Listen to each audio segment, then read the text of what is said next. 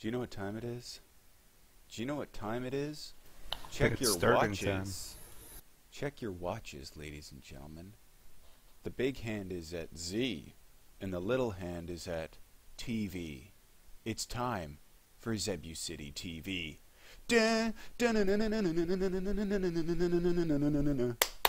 Right.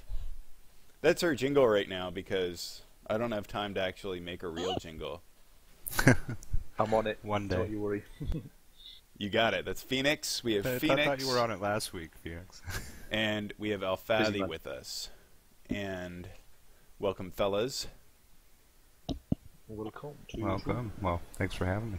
And welcome you guests, viewers who are watching us at this moment in real time on the internet, and to those in the future who have found us somewhere on YouTube or perhaps somewhere else on a website unknown to me. Either way, thank you for watching. We are talking vertical farming. And to begin our broadcast, very quickly, we will be watching a short video for your educational purposes. Booyah! Whoa, trippy. Indeed. So let's just move that out of the way.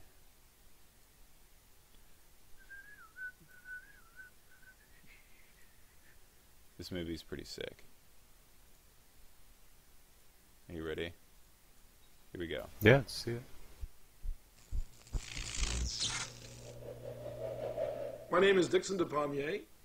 I teach at Columbia University's Medical School and School of Public Health. The world would be a much better place if we had vertical farming. New York City, where I live, that's a big city, right? 8 million people. These 8 million people consume food that it takes the state of Virginia in landmass to grow. We have to find another way to farm.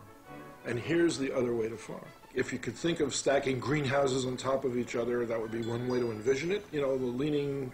No, not the leaning tower of pizza. Forget about that. Think about the Hanging Gardens of Babylon. Here's my vision of what a vertical farm might look like. My gold standard for this is the Apple Store in New York City on Fifth Avenue. If you took that building and made it into a 5-story building, now in the building you have multiple floors, of course. And inside each floor you have multiple layers of crops. Let's take some typical crops. Let's take tomatoes, strawberries, and turnips. And you could grow a lawn of cabbage, a lawn of lettuce. There's a seed sorting facility next door. You've got people sitting there sorting out all the seeds of the world coming in, and this one's good, this one's not so good. You've got continuous planting at one end, monitoring of growth in the middle. At the end of it, you've got people harvesting. I mean, what you've done here is create a mini ecosystem. My world will be ecologically balanced. And it will be balanced because we've learned how to manufacture food for ourselves in tall buildings within the cityscape. We have learned to live within our means. Life is good. Life is good. Life is good.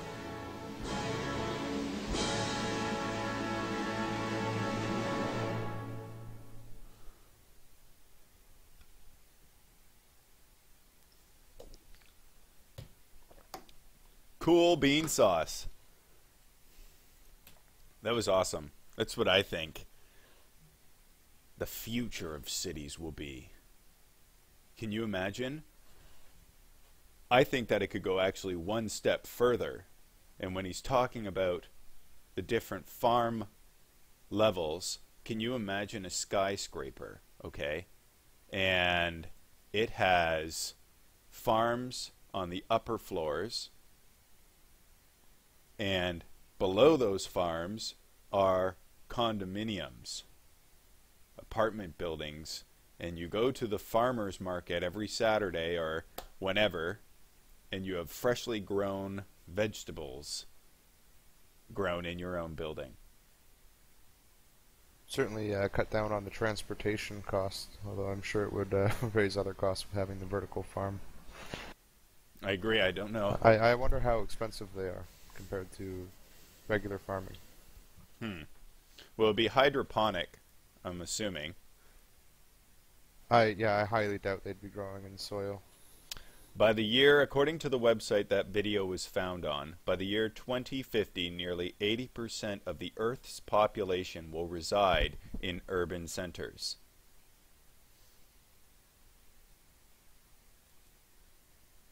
Yeah, it's definitely an option. Like in giant stacks of greenhouses. Why not? Right? Now, A bit warm. now, I can't find an example of one actually being built, so right now it's just a theory. Yeah. You know, can you get enough light? Can you harvest it? And the other thing is, what happens if you get a strain of illness? It's a big plus that I seem to find about vertical farming is that you're able to use less pesticides and less chemicals on the plants, and you can get better yields. And you're obviously able to keep as many insects as you can outside of the ecosystem. But if you do pick up a virus in a strain of the plants, how do you stop that from spreading throughout the rest of the building or to the rest of the floor? Yeah. And I'm sure they'd be able to isolate the floors. Yeah. Actually, I do have one example of that, actually. When I was going to university, one of my professors was looking at alternate ways that we could farm. And he wanted to find ways that we could farm year-round. For anyone who knows the area, Sudbury in Canada has a lot of abandoned mines. There's Inco and Falconbridge, two of the, I guess, world-leading nickel or steel producers are both located in the city. So you can imagine there's a ton of mines. And after a while, the mines aren't worth mining anymore. So normally what the companies do is they just close them off. And what he was able to do was go into the mines, and using the geothermal heat of the earth, he put in lamps and hydroponic systems. He was able to grow plants underground, even tomato or cucumber in the middle of January, which is pretty amazing. He found that there were no insects that would actually go down there, and if a strain of plants did become sick, they did it on purpose. They introduced a few sick tomato plants and let the disease start to spread. It was as simple as just shut the lights off in that section of the mine, and the plants would die, and you wouldn't have to worry about the problem anymore. So I'd imagine you could do a similar system in vertical farming. Mm-hmm. What do you guys think? Phoenix? Yeah, I think you probably seal off sections with like almost like lab tight technology, and then obviously if an infected zone comes in, they lock it down. Have no one spray some kind of killer that disinfects everything in that particular sector, and once it's been complete, then you can go in. Yeah. Set it up. There's always the chance of contamination. There's the contamination with this corn product. This it causes, if a bug eats it, it will cause it to explode.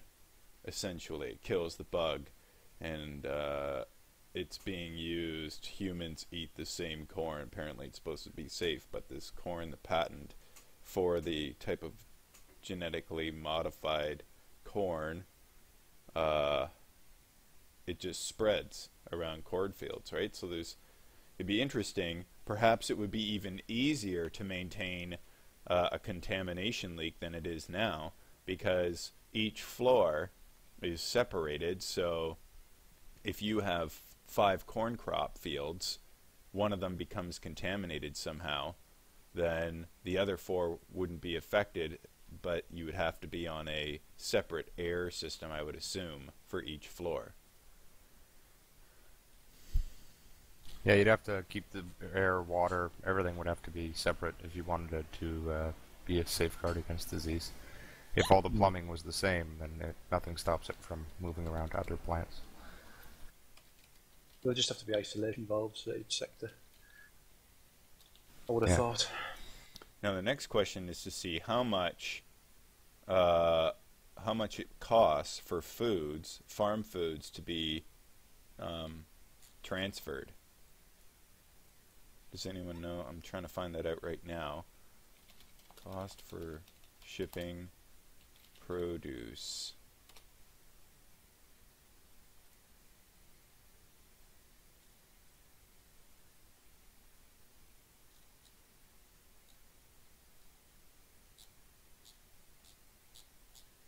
Don't know currently how much it's going to cost. I would say that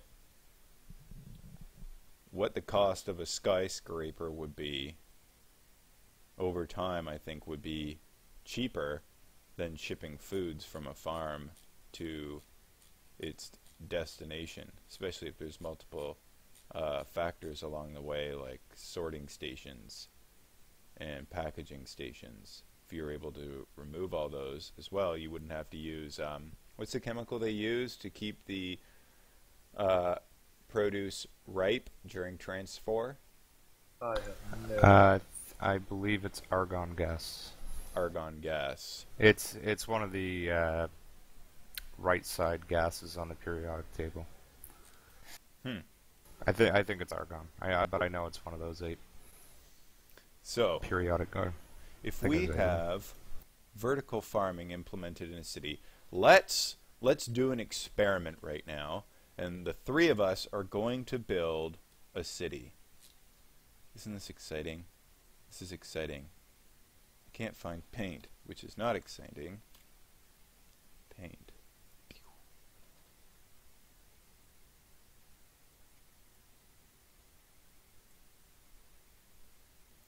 I don't want to use paint. I'll use GIMP. So, I've had an idea about a city for a while now, and I think that it should look like this. File, new, we'll go 600 by 600. Nice square, but the city itself actually won't be a square. Okay?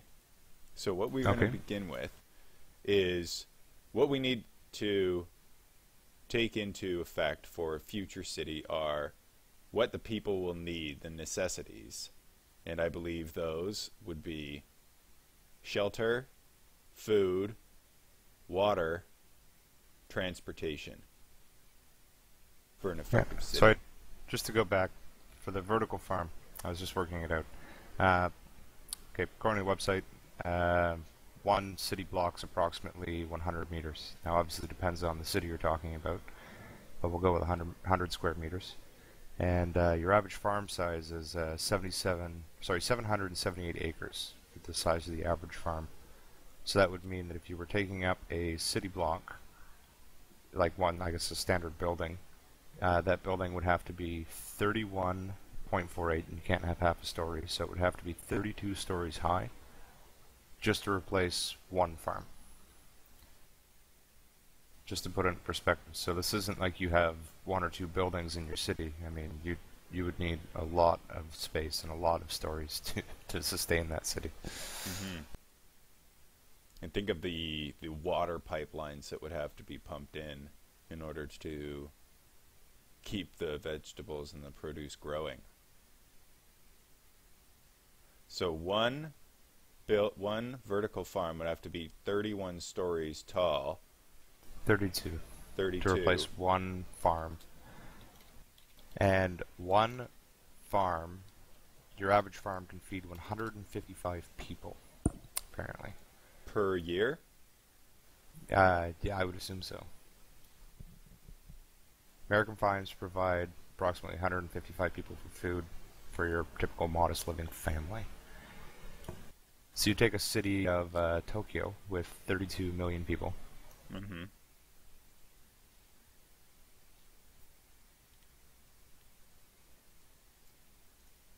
And you assume that a vertical farm had the yield of a standard farm. You would need 206,451 32-story vertical farms. That is a lot of frickin' buildings. I'd be surprised if there were that many skyscrapers in Tokyo right now. So, to replace one farm, what was the average size of the farm? 778 acres. 100. Now again, so for anyone listening, this is straight up like first few hits on Google, so I might be wrong. To replace one average farm, thinking and typing apparently for me just doesn't work. To replace one farm averaging 778 acres.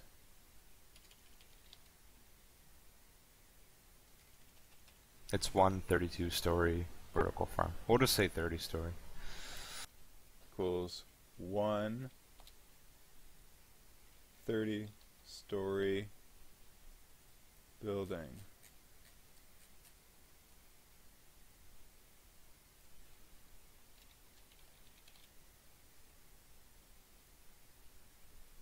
And that one farm feeds how many people? 155 for a year. This seems a little off, though. I mean, you think 32 stories of food, but I guess it's surprising how much you consume when you... if you were to picture what's on your plate versus how much you ate over a year.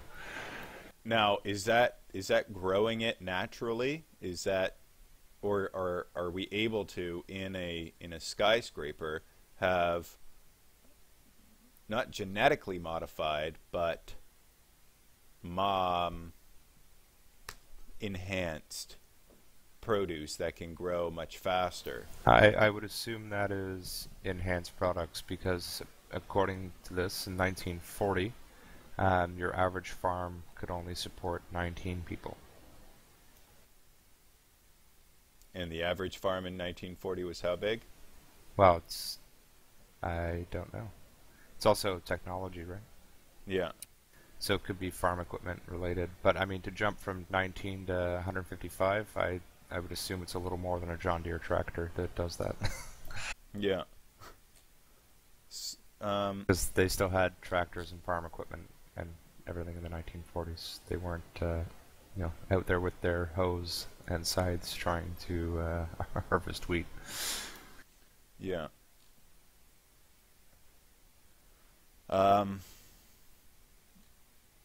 What do you think, Phoenix? If we introduce vertical farming, could we see a reduction in the nutrition of the produce? It depends on the soil you grow it in, I would have thought. Obviously, it's going to be hard to recreate the nutrients that you'd find in the soil. Obviously, it's going to take a hell of a lot of water as well. It's just hard, I think, because you're never going to get the same as doing it in the actual ground itself. I think we've really struggled to get the natural balance or make an artificial growing surface that would match, obviously, its normal surroundings. I don't know what you think. I never took into account the fact that naturally grown, well, not naturally grown, but grown outside in a farm field, could be getting more water than one in a skyscraper because of rain, unless you had some system designed that funneled the rain that fell on the skyscraper, even though the surface area would be much less on top of a skyscraper than it would be on a farm field. But you're able to harness the rain that's falling and have it channeled down and used for watering the crops. Now, the downside, I would think, is that you would have to, because of the surface area, of that's being rained upon, you would have to import more water. But does having it in a building reduce the chance of losing a lot of crops to drought because you're able to control the temperature? Not to pop anything here, but the building grown stuff that we have now is grown entirely in water. So you wouldn't. There's no soil. And that's hydroponic, right? Yeah, that's hydroponic growth, which is a lot of the food that we have here anyway. It's grown inside, and the fruit or food like peppers, it reaches maturity a lot faster.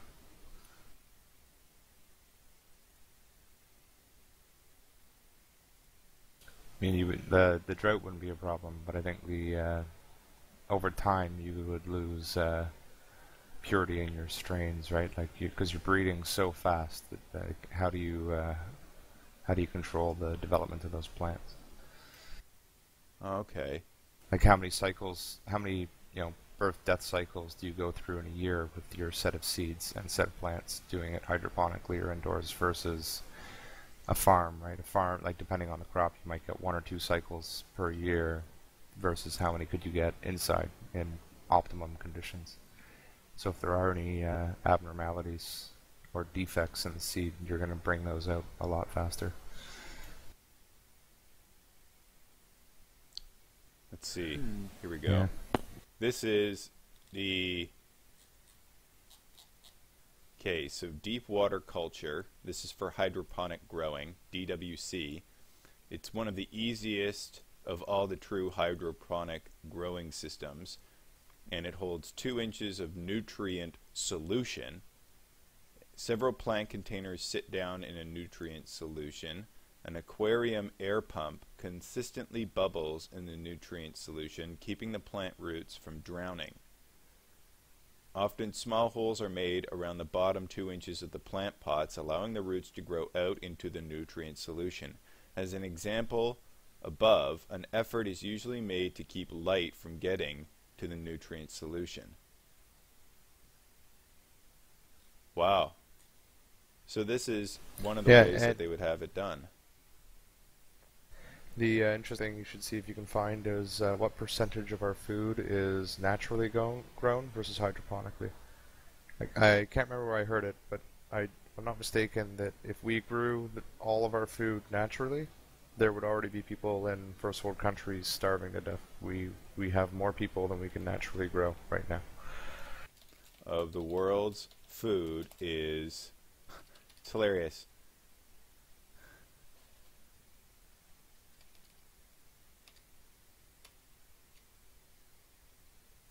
You know what? This is so funny. Google completion here. If we snap, crackle, pop. If we look at this, what percentage of the population is gay is the first one. What percentage of the human body is water? What percentage of the world has green eyes? You guys can't see that, but that's what's coming up on my screen. What percentage of the food we eat is... Well, we've got genetically modified came up first.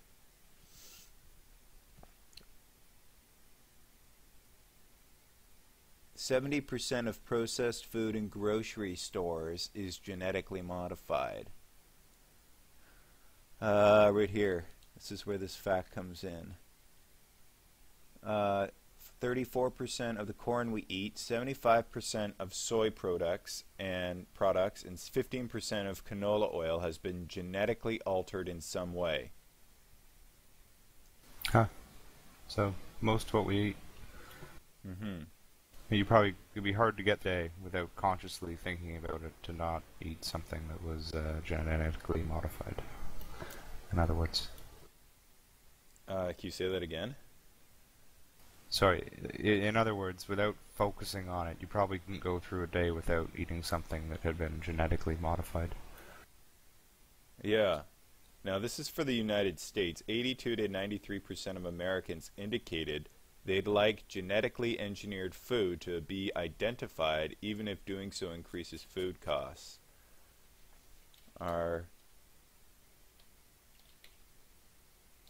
It would probably be a lot better just to tell people what foods weren't genetically modified.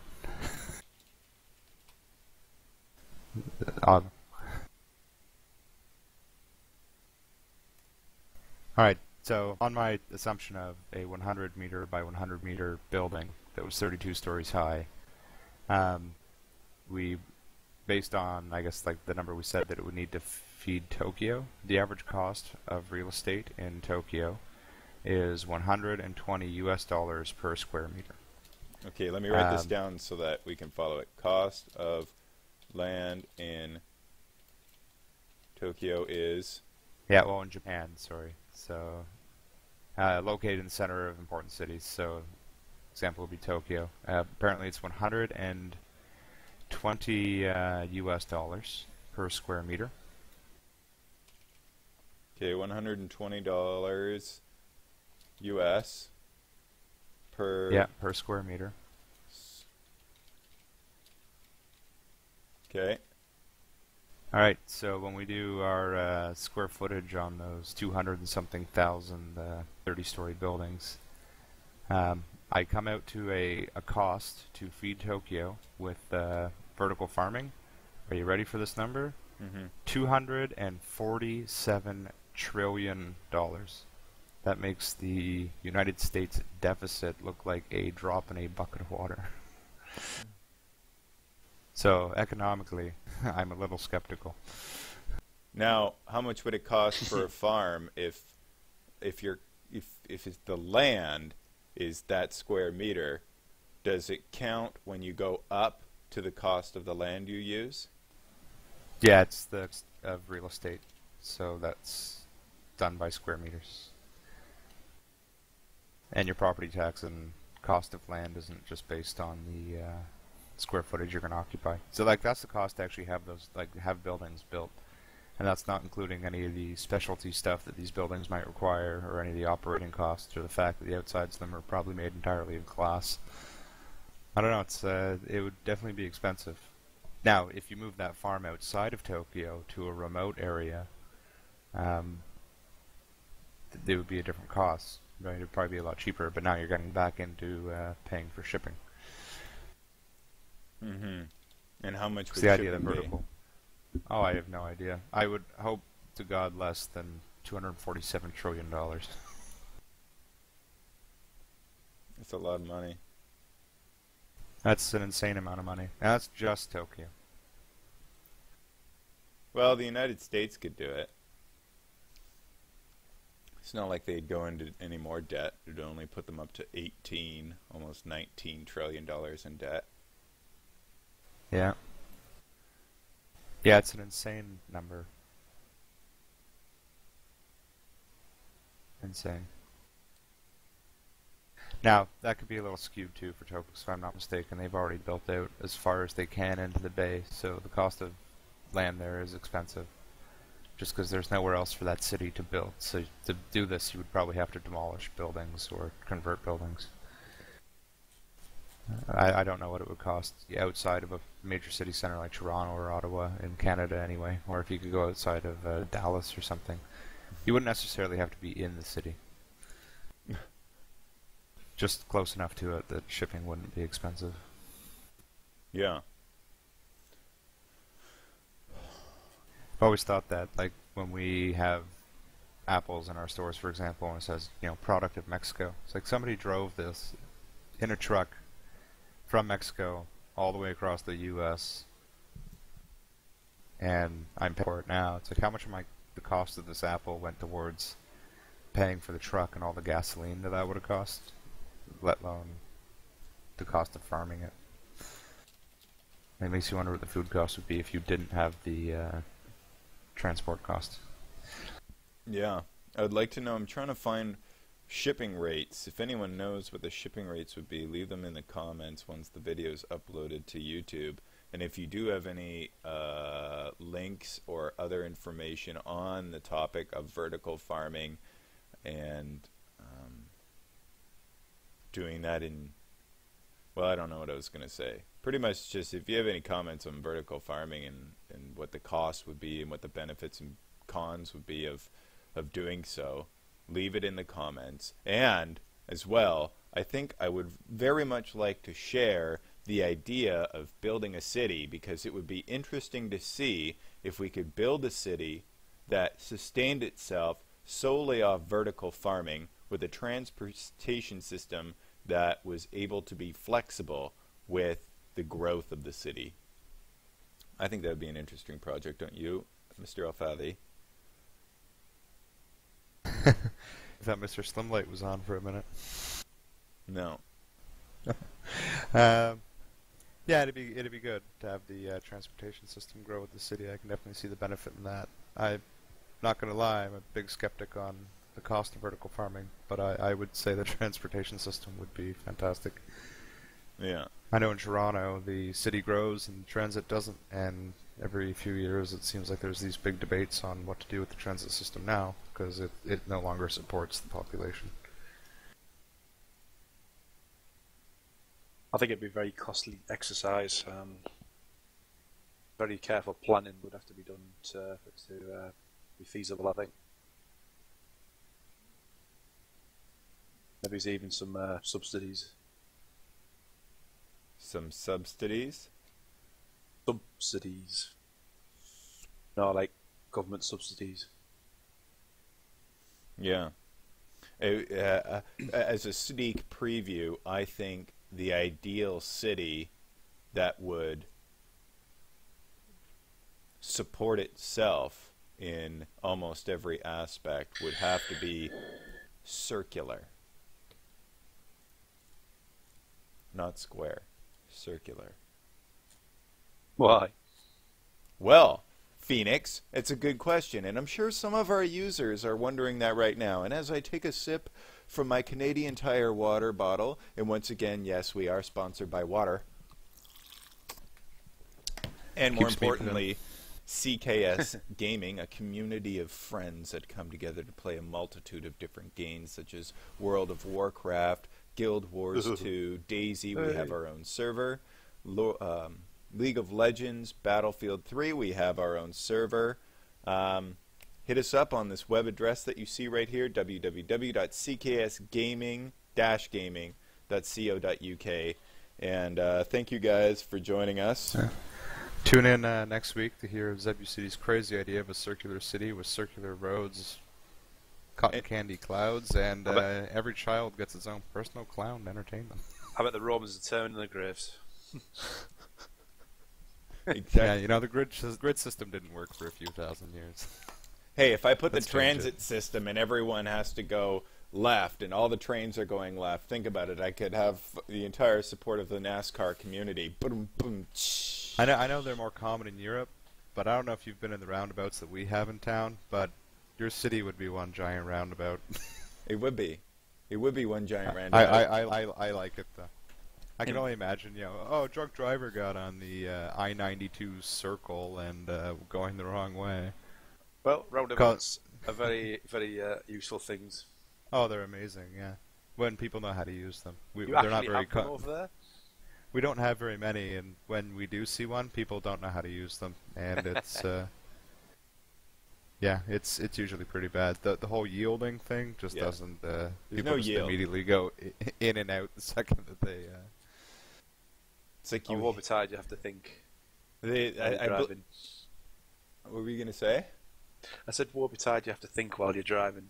Yeah, honestly, half the people, it's just a roundabout comes and you fly through it as fast as possible because you don't know what's going on, so your brain freezes. Yeah. At least over here, anyway. Just kind of close your eyes and go. Yeah. All right, is that time? Is that time? Is it time? Is that time? I know you guys don't want it to be time, and our viewers, they don't want it to be time, but you know what? It is time. We have to recuperate, and we need to find out more information, exact information on what it would really be to vertical farm. What is the cost comparison between the two? Don't take our word for it. We're just antagonizing you. Exactly. But take the words from me. Take them and write them down in a book about yourself and how it changed your life. And at the end say, boy, am I ever glad of the medium of the internet. That's right, it is a single entity housing multiple media. The internet is a medium, not a media. ZEBUCITY saying over and out. Hold on.